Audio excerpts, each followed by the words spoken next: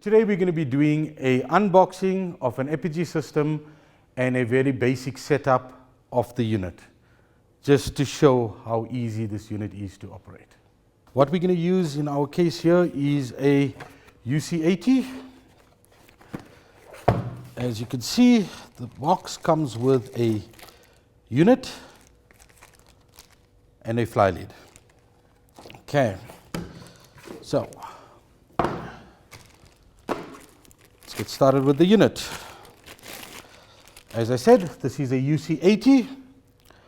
It's equipped with out of the box 40 IP extensions as well as 8 FXS extensions. The unit does expand to 200 ports, okay, which will be licensed for the difference. Basically, we're going to turn the unit on and configure the phones that we've got around us and a SIP trunk on it. We'll start by, I've got a small switch here, which is a PoE switch, and obviously the phones. And I've got a billion router to give us breakout for the trunks. So the billion router I'm going to take and plug directly into the WAN port, and the switch I'm going to plug into the LAN port. I'm now going to power the unit up. Green light means the unit is operating normally. If it's flashing a red light, in this case here, it is booting up. So we just have to wait for it to get to nominal, which is just a normal flashing green light, and the unit is then ready to be configured. Okay, so I'm going to show a very simple way of setting this unit up. I'm not even going to connect my laptop to configure anything on this unit. I'm going to show you how easy it is to set up using phones that auto provision. If you need to know what phones auto provision on this unit, each firmware release version each firmware has got a release notes on it that actually shows you the phones that auto provision and the phones that you need to actually do a little bit more setup on, and also the firmware versions that is required on the phones for that particular version of firmware that's on the unit. Unit is now booted up. As you can see, flashing green light, which means normal. I'm going to do the yearling phones quickly. As you can see, I still have not plugged into the unit or programmed anything on the system. So I'm going to plug in this yearling phone. These phones have been defaulted, so nothing has been programmed on them. And as you know, I've unplugged the unit and plugged that in now as well, so there's been no programming done on the unit as well. Okay, so here I've got 3 phones plugged in. All 3 phones auto-configured to an Epygi system. And we will just wait for them to initialize and get their programming. These phones will restart about 2 or 3 times in this process. Okay, as we see, the first phone has come up now. It has got its extension number 201. The second one has come up, extension 202. We're just waiting for the third one to come up, which it just did, extension 203. These phones are now already configured to the unit and are operating. I can actually phone between them at this point in time, as you can see.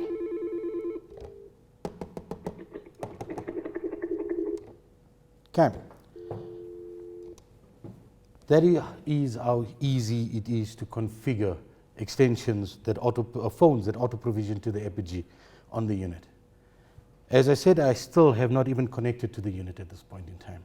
Therefore, the date and time on these units are actually wrong because I haven't set the date and time on the PABX as yet. I will now connect to the unit so we can actually program some stuff on it. Default IP address on an Epygi system is 172.30.0.1. Username and password is admin and 19. Okay, that is the landing page on the system. If I go to extensions here or interfaces, it will actually show me the 3 extensions that have now registered onto the system, as you can see there. Those are the 3 phones that have now registered onto the PABX. Okay, so we have got 3 phones up and running. Let's configure a line just to make things a little easier, and we can actually try an outgoing call. Okay, let's configure a SIP trunk onto the unit.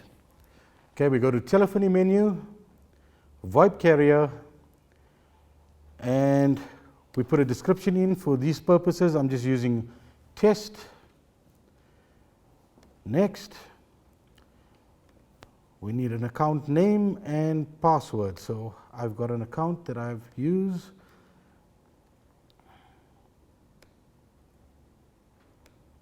Password.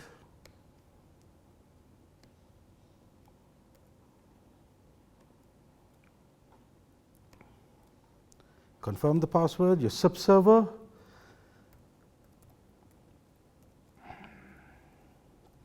And your support. We also do the same for our outbound proxy.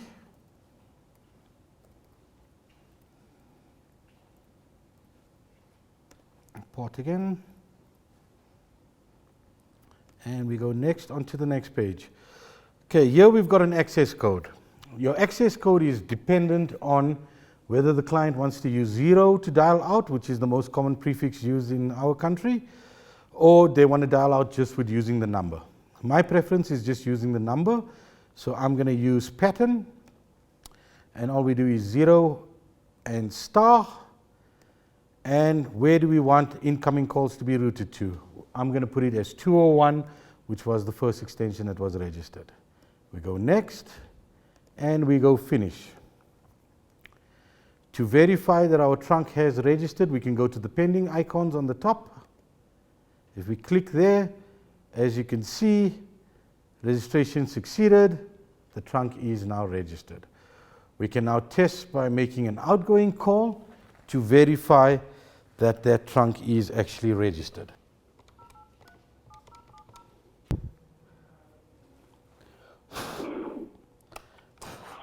Okay, so that's working perfectly fine.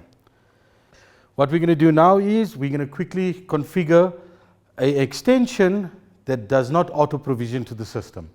So this is the more difficult way of doing it. In this case, we're going to use the Cisco phone to configure, and it is actually quite simple. Here we will choose IP phone, and we choose the model of phone we've got. In our case, it is a 6851, so we click on that, and we basically put the MAC address of the phone in.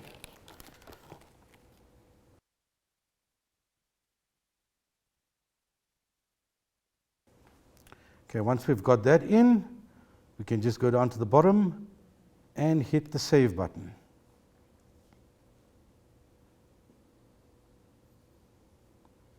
Okay. I'm now going to plug the Cisco phone in, and as I said, these phones will restart about 2 or 3 times.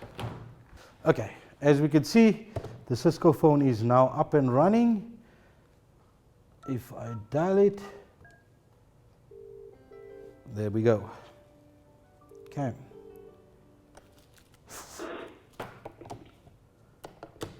Okay, so we've now configured phones on the Epygi that auto-configure, which was the first 3 phones we plugged in, and now I've actually plugged in another phone that we had to actually do a physical setup on. From what we did, you can see it is actually quite simple. All I had to do was put the MAC address and the model of phone in, and the phone has now registered as well. So we've actually now brought up a complete system with trunks on it that can operate at a client as is. We would now need to obviously do whatever the client specifications are, but at this point your system is actually up and running. For those of you all that actually want to change settings on the unit, I'm going to show you all quickly how to run through the setup, because the way I did it now was to just show the simplicity of it, that I didn't even plug into the unit and we brought extensions up. The only time I plugged in was to actually configure the trunk on it and to bring up the Cisco phone, because I had to put the MAC address in. Okay, so we go to the setup menu, basic setup, and we do the system LAN. Go next. We can obviously change the system's IP address here, which I'm not going to do. I'm going to leave it on default. You can change the DHCP scope, your location, and you finish that configuration. Okay, this menu will come up. If you do not hit OK here and you have made some changes in that menu, after 20 minutes it will revert those changes to the previous configuration. Okay, that is to change the LAN setup on the unit. If you want to change the WAN setup, again, setup menu, basic setup, you go to the WAN menu. Next, your WAN interface protocol,